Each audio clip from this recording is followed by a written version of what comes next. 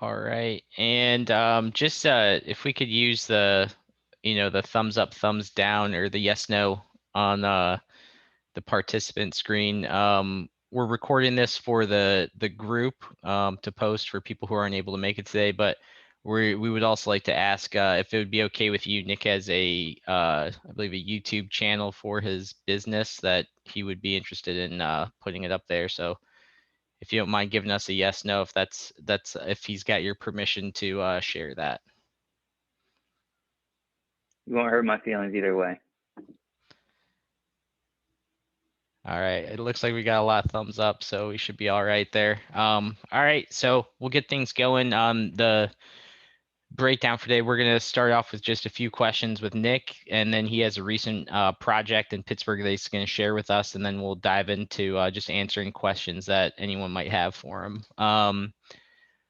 So just Nick, I'll let you do the background, Nick. We Sure. shared it out as a type up, but just if you want to give us a quick background of how Yeah. you started your career and how you worked your way towards where you are now. Yeah. So thanks everyone for joining the call.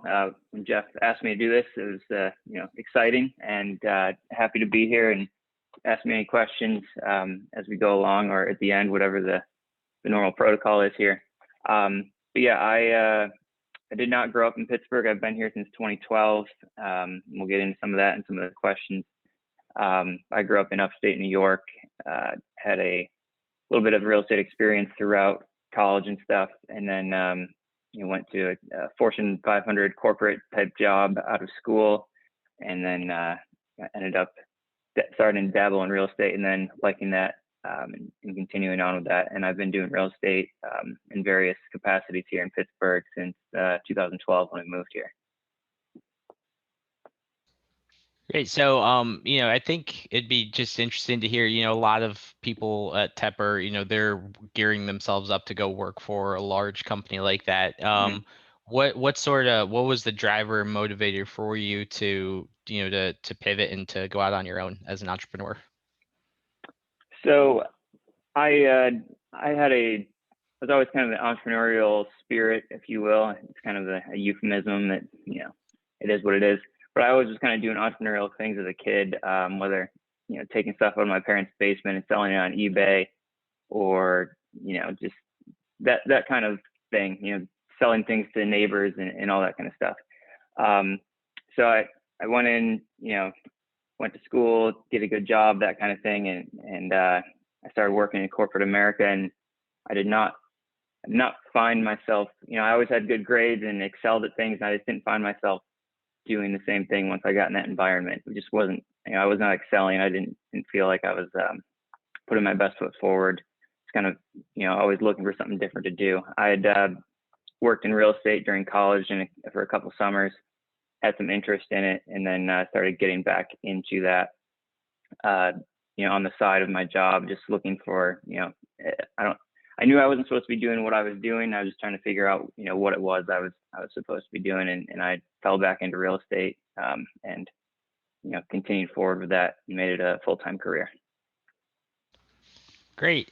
So, when you did get started, could you, walk us through, one of your first projects or deals that you did, what was the strategy or how you evaluated those properties?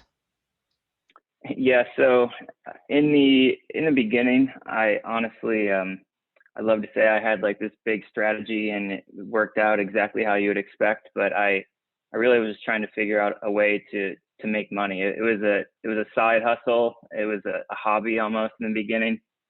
So, I was doing 100 different things. I was reading about this strategy and that strategy, and I was doing it at night, so I was working on it 5-10 hours a week. Really, it wasn't like I had a lot of time.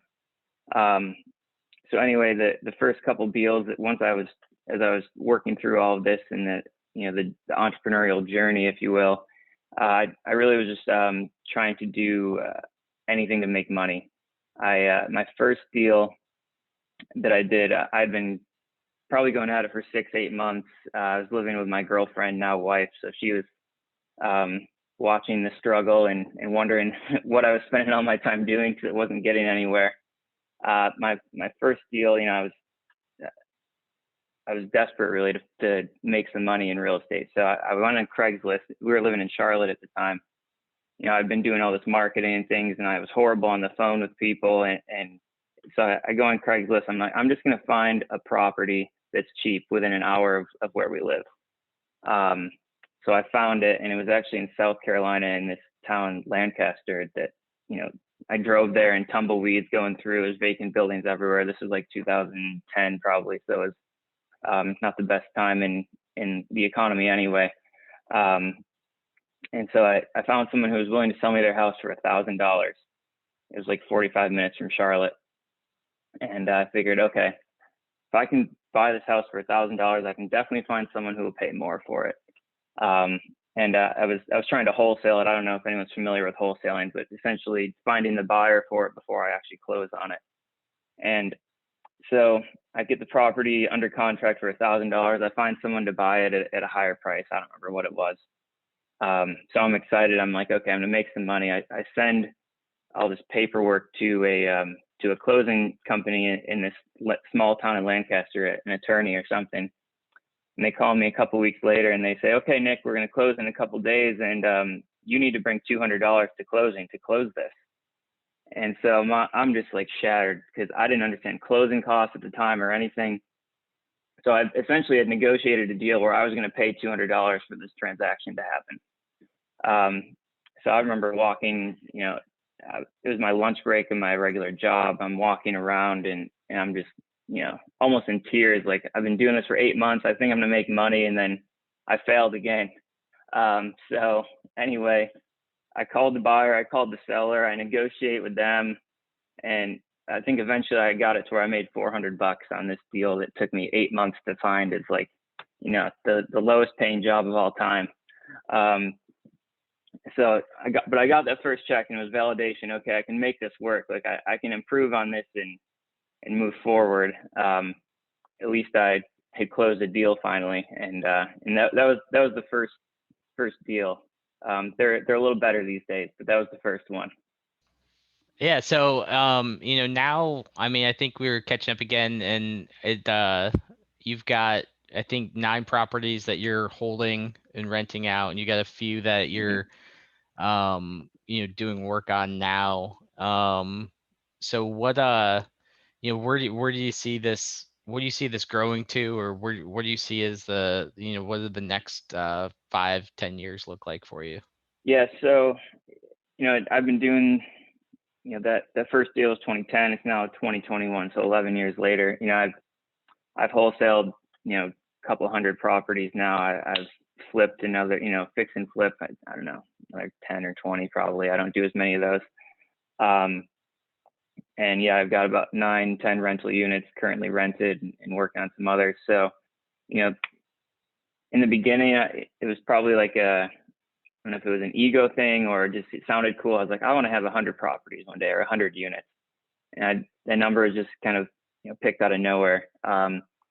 Right now, I'm, you know, like I said, I've got 9 or 10 rentals. I've got a couple more I'm working on that will be rentals. And, you know, I just want to continue, you know, wholesaling properties. I'm building up my work as a real estate agent as well. I got my license a couple of years ago, so I can, you know, make some more current income there. Continue acquiring rentals as the numbers make sense. I am a little nervous about the market right now and where it's at as far as, you know, values are really pretty high for Pittsburgh at the moment. Now, I hope they stay, but, you know, it seems like it's bubbling for a few years now. So I'm trying to be a little more conservative in my purchases at the moment. But, you know, just continue to kind of figure, you know, it can be a day by day thing. You know, one day it's everything's great. You know, I want to buy another 10 rentals tomorrow. And then the next day you get the call that you have a $5,000 repair. It's like, I want to sell everything now. So there are some of those like ups and downs, but overall the path is just continue slowly acquiring rental properties, keep the ones that are the best performing in the best areas, the lowest maintenance, the best tenants, maybe sell a couple of the ones that have become problems if they are. Just kind of keep building. And, if I end up with 10 properties in 20 years and just the 10 best ones, or if I end up with 200, I don't know where it's going to go, but I'm just kind of, it's,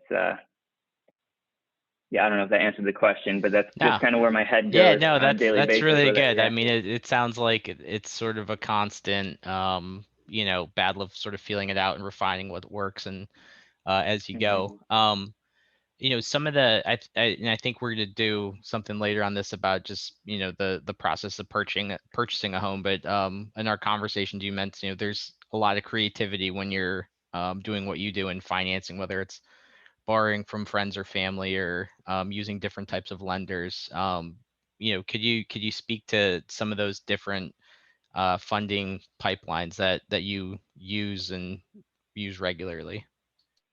Yeah. So, early on, it's always kind of evolves over time as you grow your business and get better at things or learn what you like and don't like.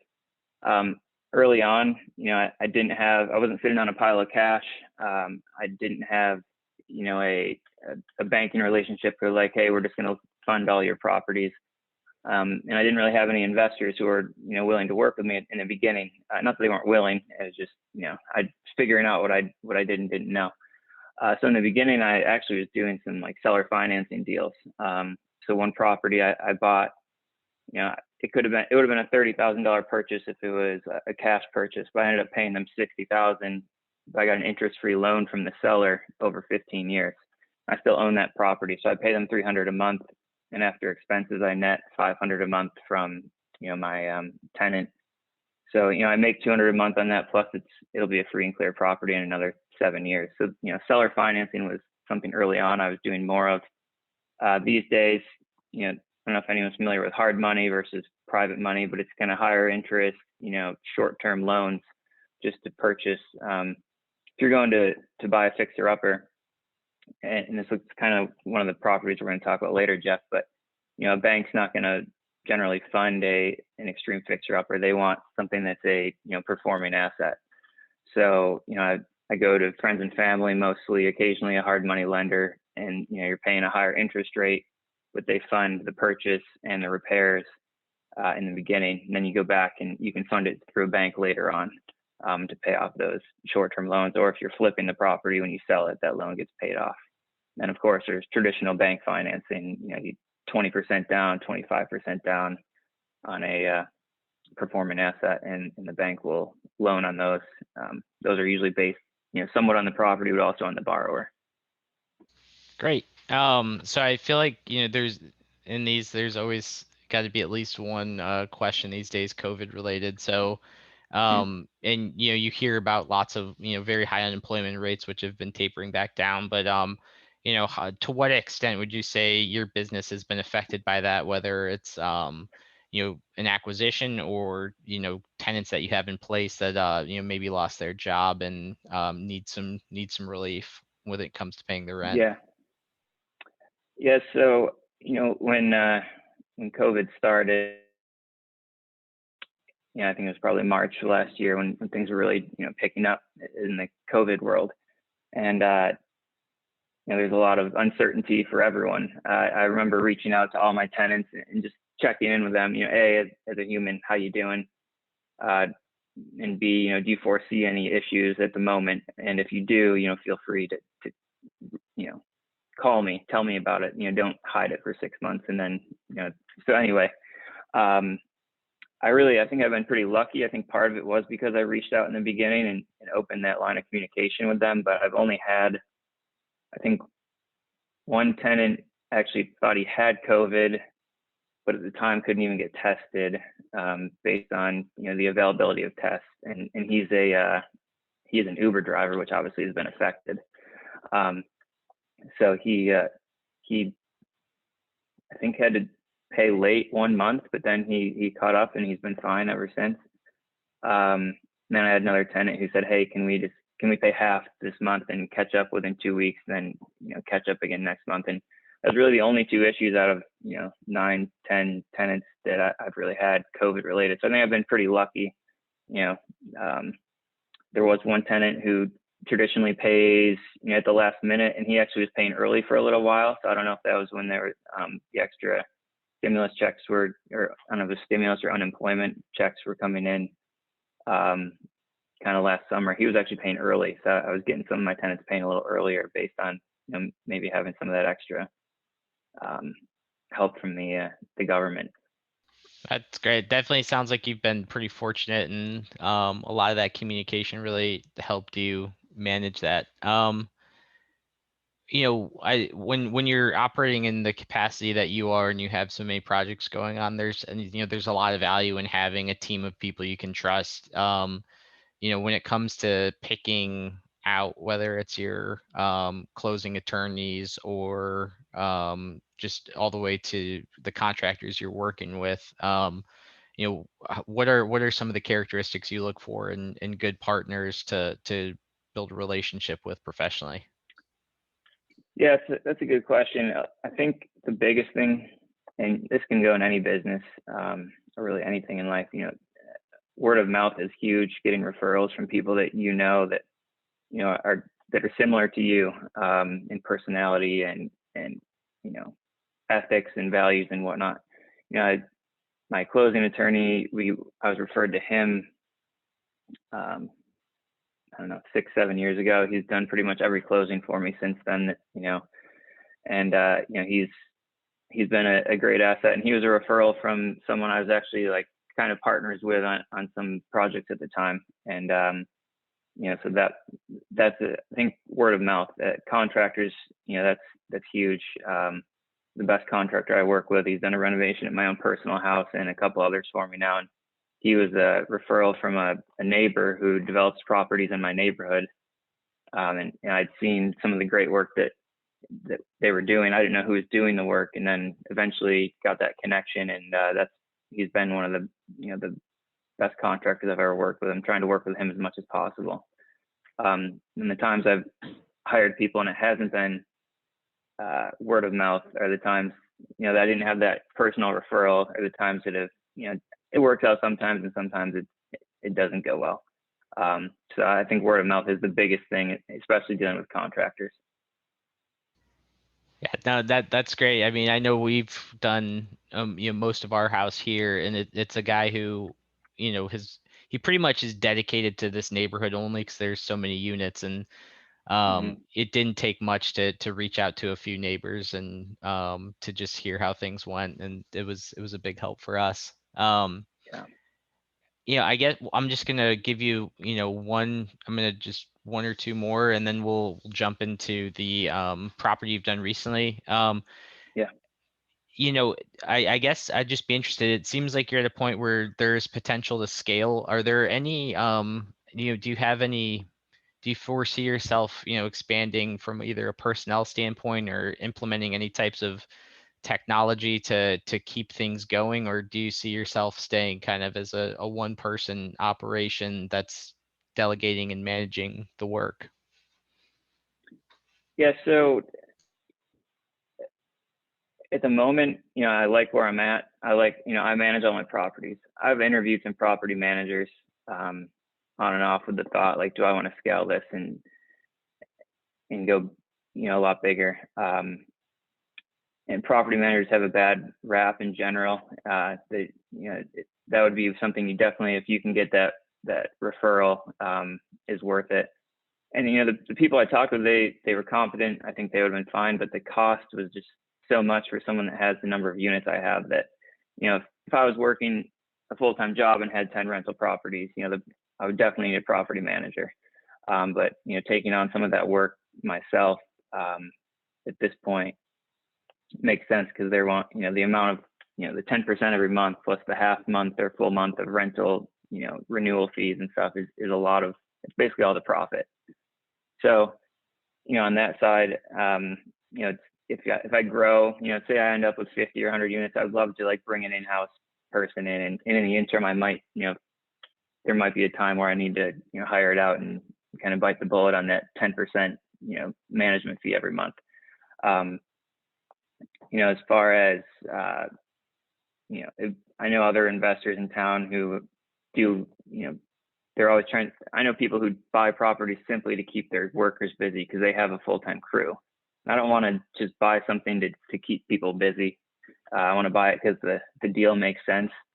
So there is kind of, I'm in a position where it's, those decisions are becoming more critical, because if I get too many more projects going at once, I will need to hire more people and maybe even hire someone full time, whether even if it's just an admin, just to kind of take care of some of the bookkeeping and stuff I still do for myself. So I would love to maybe one day, it'd be cool to say, hey, I created a job for someone, but I'm not looking to scale just to do that. It's got to be the right time, and the needs arise, and take care of it. Great. And is there any specific, platform that you use as far as, handling payments or your bookkeeping? Is it just QuickBooks, or is there anything else that you're using? Yeah, so I use QuickBooks, and I had been doing invoicing through QuickBooks as well. I not every landlord invoices their tenants every month, but it just kind of, it allows me to keep track of it, and also most of them now pay online. I actually started using Cozy more recently for some of my newer properties, and as tenants move out that are on the old system, I'm going to transition them over. I think Cozy is good just for rent collection, and charging them for water bills and pet fees and different things. So those are two of the things I use on the back end. A lot of Excel spreadsheets everywhere. That's old school technology, but it still works. And then as far as advertising vacancies, I actually do contract that out to a company called what are they called? ICOS, and they're good because they only do tenant placement. They don't manage the monthly, so that they charge either 1 month or a half month depending on the property to find someone. They do all the advertising, they take all the calls and do all the showings. So that's actually been a huge burden off me. That that was a big pain when I was placing tenants. You get 20 calls on a vacancy. Hey, I'll be there Saturday at 10 a.m. That's what I tell all of them, and then they all say they're going to be there, and then 3 of them show up, and then 2 of them call me at 10:45 and say I'm here, and I say, well, I was already there, I left. And if you can't show up to the showing on time, there's no way I'm going to rent you and expect you're going to pay your rent on time. So yeah, that ICOS was huge for me. And they're in Pittsburgh. I know they're expanding, but they're in Pittsburgh, I think Baltimore, and a few other cities right now. Great. Well, yeah, if you want to go ahead and we got a question from Tom. What was can you spell ICOS for us? Oh yeah, IKOS. IKOS, ICOS. All right. Yeah. And if you want, you can go ahead and share out your screen and just walk us through the property that you showed me yesterday. Okay.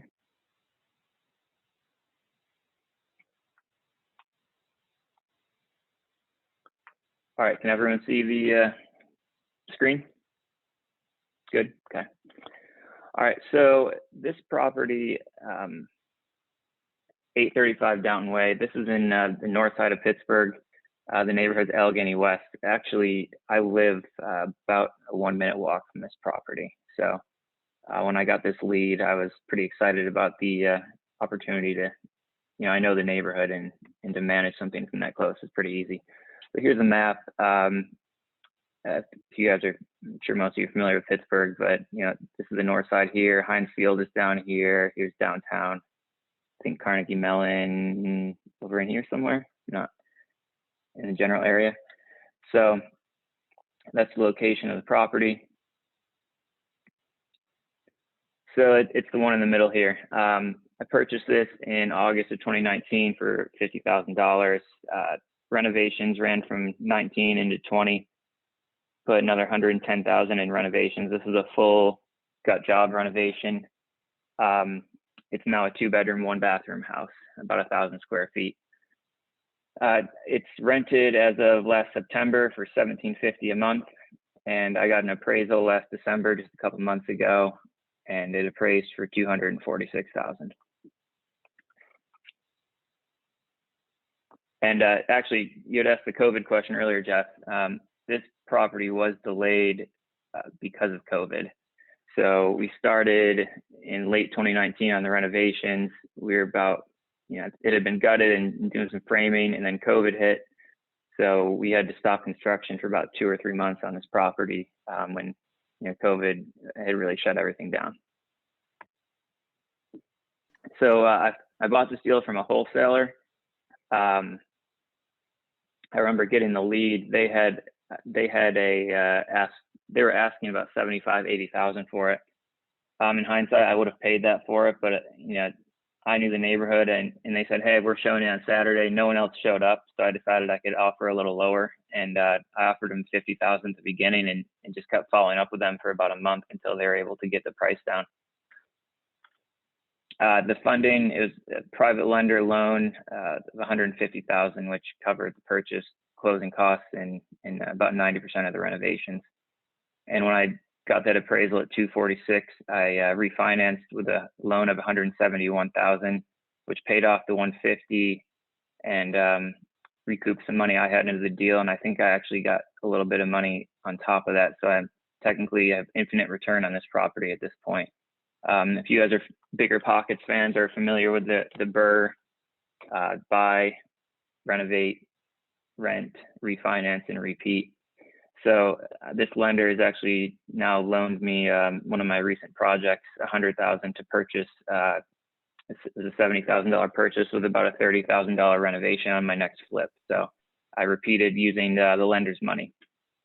And like I said earlier, it was a full gut renovation, which in turn, I know everything in this house is brand new and well done. So long term, there should be very low maintenance and repair costs on this, which is a bonus. Go through some pictures here and kind of talk about some of the renovations as well. So on the left, this is what it looked like before. And then here on the right is the current state of what it looks like. And this is in a historic neighborhood. So there are some regulations on that side that you don't always have. For example, on the front of the house, we had to use wood windows, couldn't do vinyl. And this wood siding on the front of the house, it was in good enough shape that they said, hey, you have to restore that. We're not gonna let you take that down. And I think they may have made me put wood back up anyway. So luckily we were able to restore it. The only thing we really kept on this house is this front door here, which is blocked on the left by the old screen door. But I think that's about the only thing that was reused is the front door.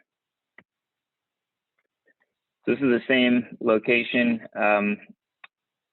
where these pictures were taken, right here. So you're standing basically inside the front door looking towards the back of the house. So, like I said, we gutted it, but it was closed up before we opened it up. So it's a nice open concept now. Actually, one other anecdote I was telling Jeff yesterday. In this area, we have a lot of the houses have original pine flooring, and we were doing a renovation on my house. We were actually able to take some of the pine flooring that we could not refinish in this property and use it in my house, and actually have a bunch of it in my basement for future projects. We were refinishing some floors in my house, so it's kind of cool that there's really luck more than anything, but we we're able to reuse some of that stuff instead of just throwing it out, which try to do when we're able to do that. So here's before of the kitchen, and on the right here is what it looks like now. So now we're looking from the back of the first floor back towards the front. Here's a few more pictures of the kitchen. I've had a lot of questions about these two lighting fixtures here. Those were a cool find on Amazon. They're pretty affordable and give it a little bit of a modern look. And here's some more before photos. We had a nice plastic ceiling here. The only bathroom on the second floor was this half bathroom you're looking at in the middle, and it did not have any walls. This was just kind of in someone's bedroom. And then the only full bath in the house previously was actually in the basement. That's here on the right. So obviously we've improved it a little bit. Here's the bathroom now. Pretty happy with this. I would not do this level of renovation on every project, but I knew the rent on this could be anywhere from $1,500 up to $2,000. So I knew I had to, go a little bit above and beyond. some of the renovations. And then we were able to move the laundry up to the second floor, which is a nice feature. Here's the master bedroom here. It's got 2 closets, so closet space is a big key for whether you're renting or flipping. And then we do have an outdoor space here. Nice, you can get the smells and sounds of the city, hang out outside here. So these stairs here were actually reversed when we bought the house. So you had to walk to the back of the house and then come back up. So when we gutted it, we just put in this nice staircase here that kind of flows better. And this railing we did up here is custom made railing that we took a lot of time to decide, but it all ended up looking good here. And then here, Jeff, you can distribute this too. You told me it'd be good to put some contact info in here, but here's some info. I mean, I'm happy to talk to anyone at any time about any of this. Anyone that's in Pittsburgh, if you want to meet up and talk about properties or real estate or anything, I'm open. So great. Thank you very much for showing that and walking us through that. And yeah, I figured there's plenty of people that are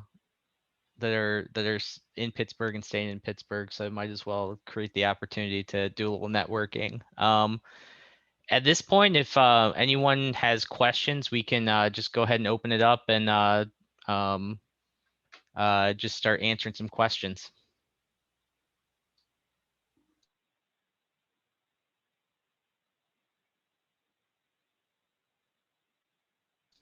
All right, go ahead, Tom. Sure. Yeah. Thanks, Nick. Thanks for that presentation. I guess I had one question about like when you were first starting, because you mentioned you started in New York and you made $400 on your first wholesale.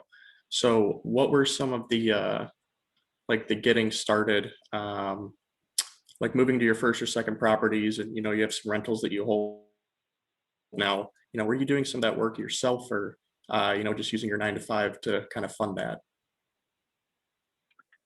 I broke up slightly in the middle there, but you're asking about going from that first property and then to the next. Like the middle of the question broke up. Sorry, I don't know if it was my phone or yours, but can you say that again? Yeah, so you started out kind of wholesaling, and so when you started to gather rentals that you were maybe fixing a little bit yourself, or long-term holds, how did you transition from that and decide to do real estate full time and funding that? And were you doing any of the work yourself? Yeah, good question. So I still do wholesaling. The rentals are the long-term passive income. All the benefits of rentals, which I'm sure you guys are aware of. The pay down of the debt, the tax benefits, the income, the appreciation. I'd barely done any work on any properties. I don't really have any construction skills. I'm not very handy. My wife wishes I could do more stuff around the house. I say, hey, we know people that can do it. I'd rather pay for it. But I'm trying to learn. It can be fun. I did not really do much of the work. All the funding for my projects has really been a combination of, hey, I just wholesale a few properties. Now I have some money, and I just kind of, either there's going to be a repair coming up, or hey, I need to put a fence into this property. Now I got some money, let's do it. So that's some of it. But a lot of my projects have been funded similarly to the example I just did, where it's a private lender, a hard money lender type loan. And then I've done several of these BRRRR type projects where that was probably the best example. If you listen to Bigger Pockets, there's always like the best deal you've done, right? And then there's some base hits, we'll call them, where it's, hey, I've got a few dollars left in this one, or I was able to refinance and just pay off my lenders. And so most of the funding has been through that. I have done quite a few creative financing, seller financing type deals as well. So it's been kind of a mix, but it's always been through working with people who have money to invest, or the seller financing stuff. Cool, thanks. Yep.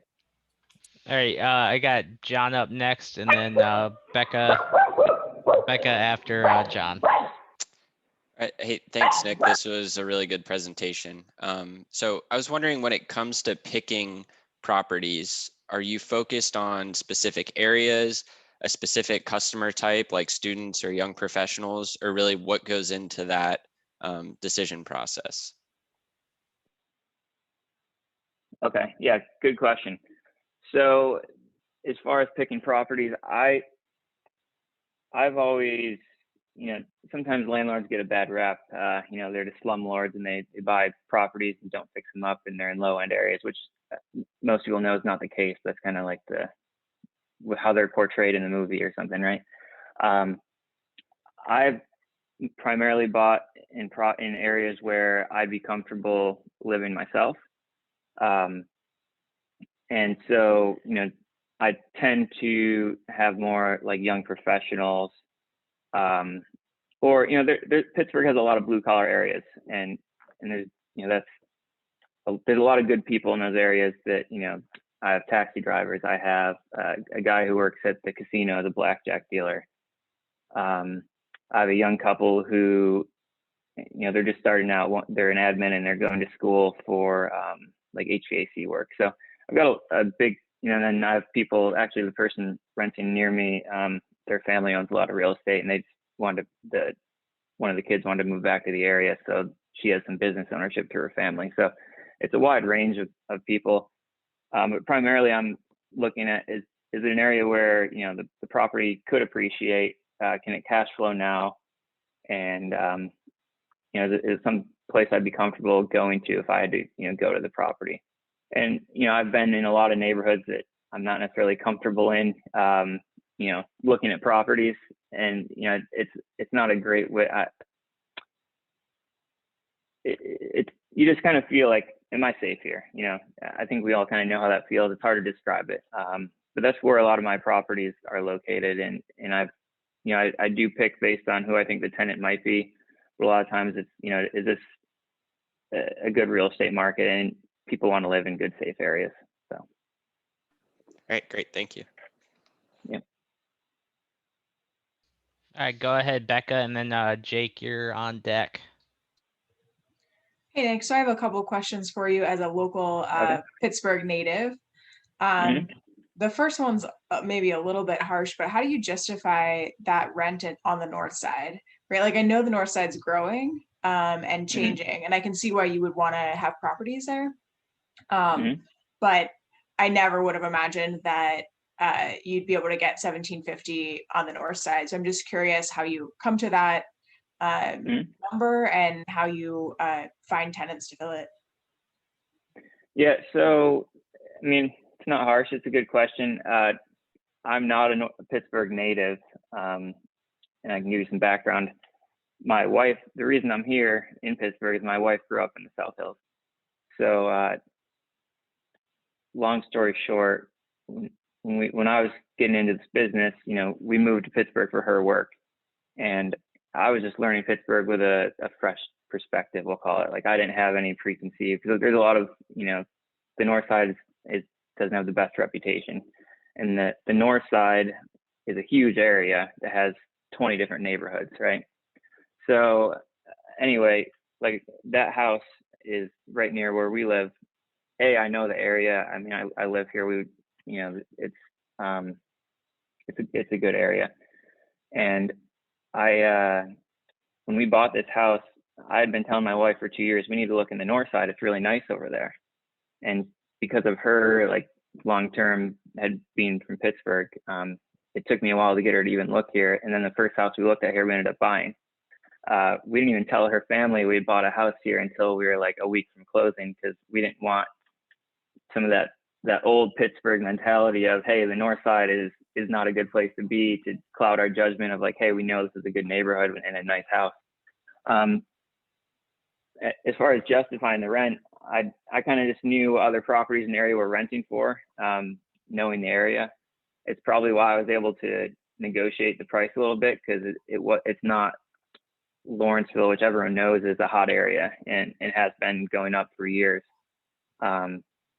So I think the fact that I knew the neighborhood helped a lot. I have other properties on the north side that wouldn't rent anywhere near that. One rents for 1,000, one rents for 800.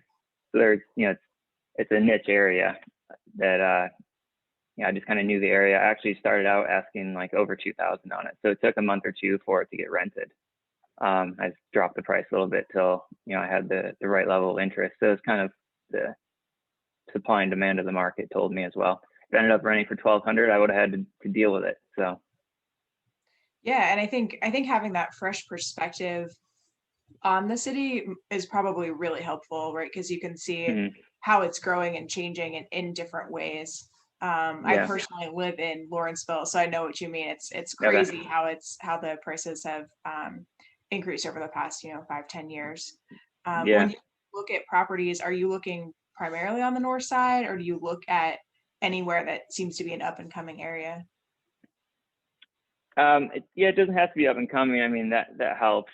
So my focus after, this is something you come to after doing it for 8 or 9 years, you just kind of learn where you like to invest and do projects and stuff. But most of my projects now I'm gearing towards the north side and towards the South Hills.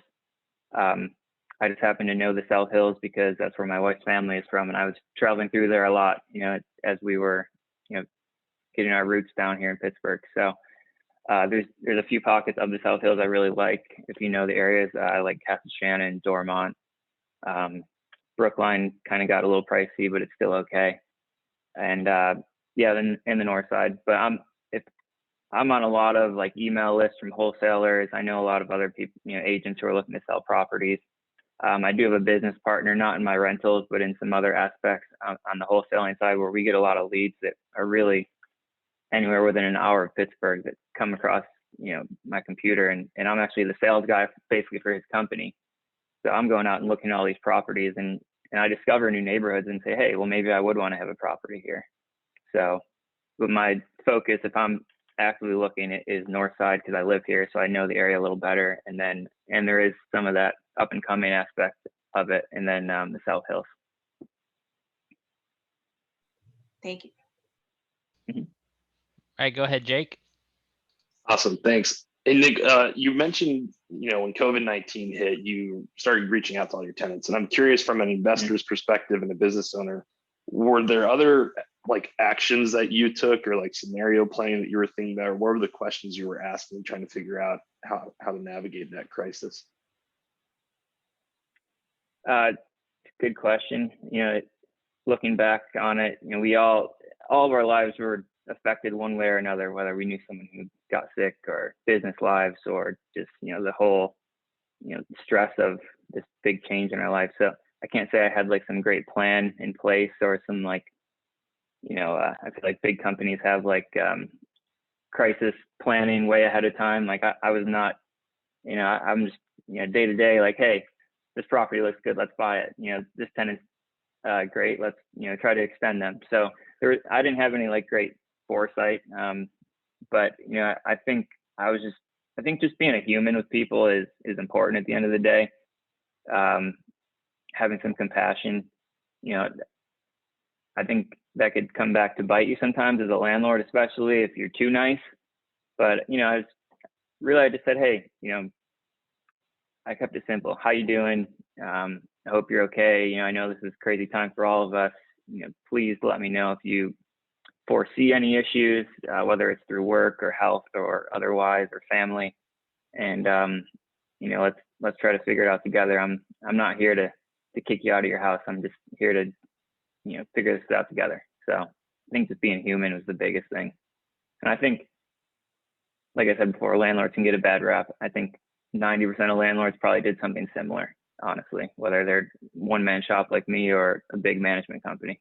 So that's awesome. I live in Chicago, and I can tell you my landlord was the 10% that didn't. He tried to raise my rent right when I hit. Okay. But I'm curious, like, did you ever think, because I listen to Bigger Pockets too, and I've heard them talk about this, like, oh man, what if half my portfolio can't pay rent for the next 6 months? Like, what do I do then? Or like, who do I call? Did that ever cross your mind? So it did. And luckily I didn't have that happen. I have enough I think reserves is important. And, if you talk about like analyzing deals, right? Like, oh, you're supposed to put 10% to the side for reserves. And I can't say that I do that every month and just know exactly, like, the money comes in, you pay the mortgages, someone calls with a toilet, you fix it, and, you pay yourself. So, I think having reserves is important. I do know that there were some programs. I talked to a few people who actually went through and called their banks asking for, this was early on too, when I think maybe the banks were being a little easier. And they just asked for like crisis, they call it forbearance or something on their loans, where their tenants were still paying. They just were able to get their banks to like not accept payments for 6 months, and they tack it on the end of their loan, so they're going to have another 6 months in 10 years or 20 years. But so some of those things, I guess, were available. I did not take those steps, and I'm sure it happened to some people where they've had a hard time. But I know that on the flip side, there's eviction moratorium. I think there's also been a foreclosure moratorium as well, which, on another note, I think is going to create a big opportunity at some point. You hate to say you're taking advantage of someone's misfortune, but that's kind of how the real estate market goes sometimes. I do think I'm not waiting for a crash to buy more property, but I do think there's going to be another increase in foreclosures when some of the moratoriums and whatnot end. As a side note to your question. Yeah, that's great. Thank you very much. Mm-hmm. All right, Nick, we got you next. Hi, Nick. Another Nick. Sorry about my camera. So yeah, thank you so much for the presentation. I live in Pittsburgh. Mm-hmm. I actually have 2 properties that I own and rent. Mm-hmm. So I'm sort of learning the ropes. Mm-hmm. I was just curious if you could sort of expand a little bit upon what you mean by private lenders, like very specifically, and the interest rates and how that works. I've had to do my things just through, a traditional bank. Sure. Okay. So I'll just give you some examples. This specific, can you still see my screen, Jeff? I don't know if that's still up or not. Yeah. Okay. Yep, it's still up there. Good. Okay. So let's see here. So this property that I purchased, I was buying it for $50,000, and I projected that I would need to put roughly $100,000 into it. So that's how I came up to the loan, the private lender loan that you're asking about, Nick, for $150,000. So I went to one of my lenders who had done some lending with me before. And it's just a person I know. It could be friend, it can be family, and I presented to them, hey, here's what I'm looking to do. I've got this house in a great area, fixed up. I think it's worth 200 to 250, and I'm looking for a loan of 150,000 to purchase and renovate this property.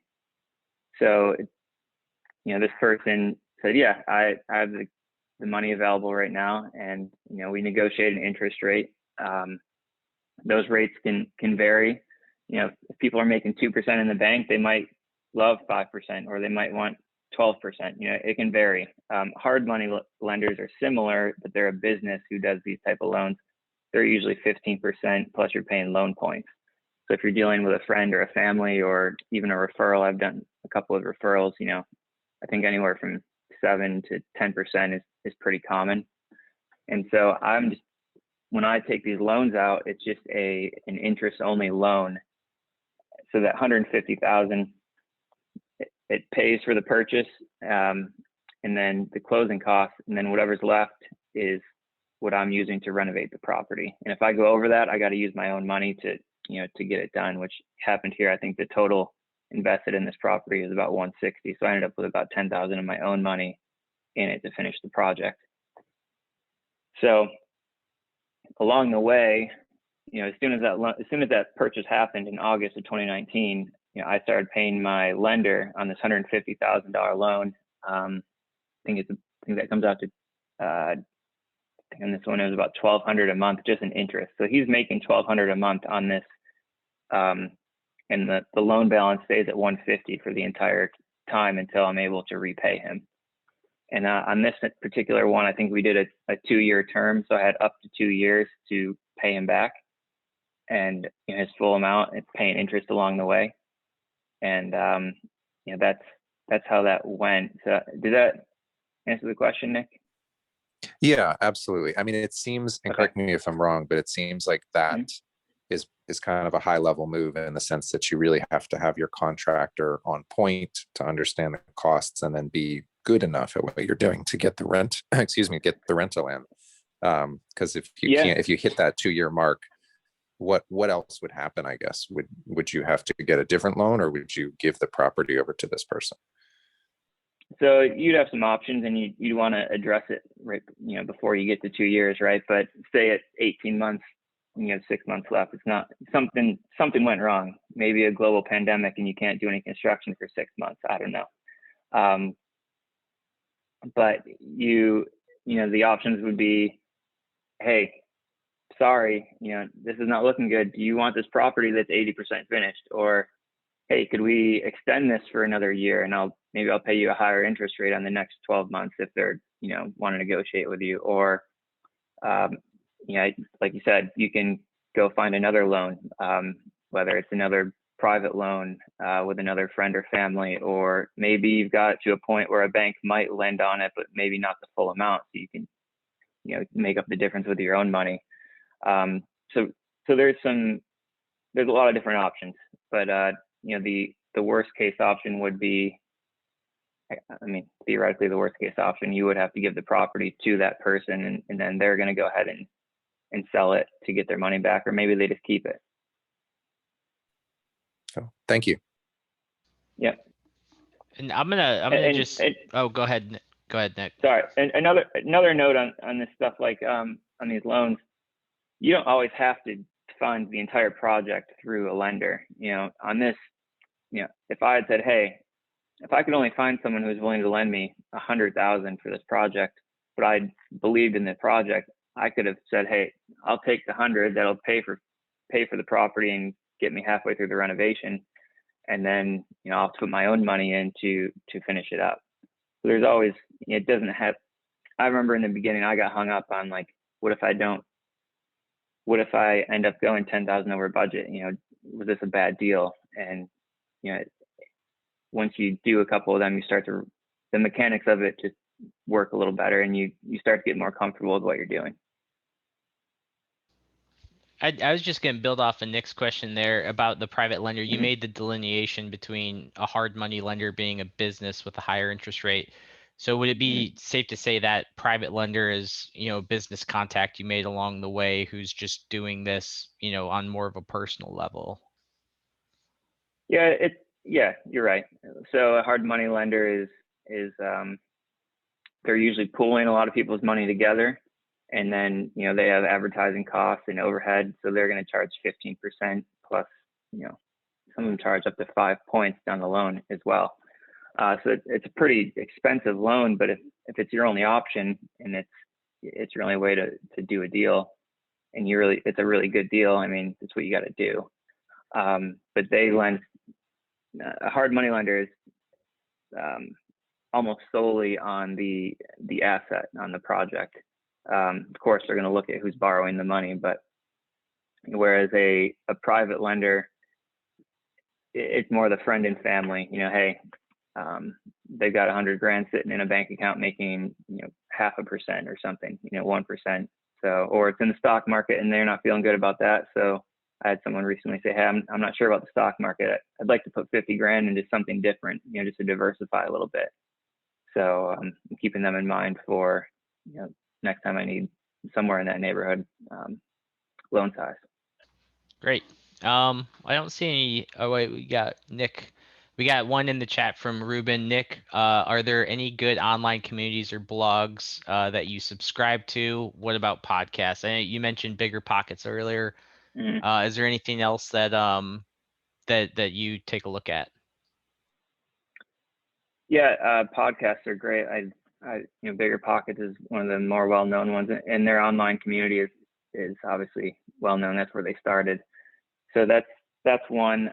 If you're looking locally, whether it's in Pittsburgh or otherwise, like there's a good Facebook group in Pittsburgh Real Estate Investors, and any market, I'm sure if you're in Chicago or Baltimore or wherever, I'm sure there's similar groups in every city.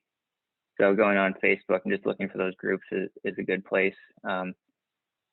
As far as other podcasts, I know there is one. It really depends. Like, I've listened to so many over the years. There was one that really helped me in the beginning when I was trying to learn wholesaling. I think the guy's name is Sean Terry. I can't remember what his podcast is called. So yeah, searching for podcasts, and it really depends on what you want. Like, Bigger Pockets hits all the aspects of real estate and real estate investing, but then there's some that are more specific to wholesaling or landlording or flipping that you can just search those out. I think podcasts are great. I spend a lot of time in the car, so that's where I do a lot of my learning is just podcasts there.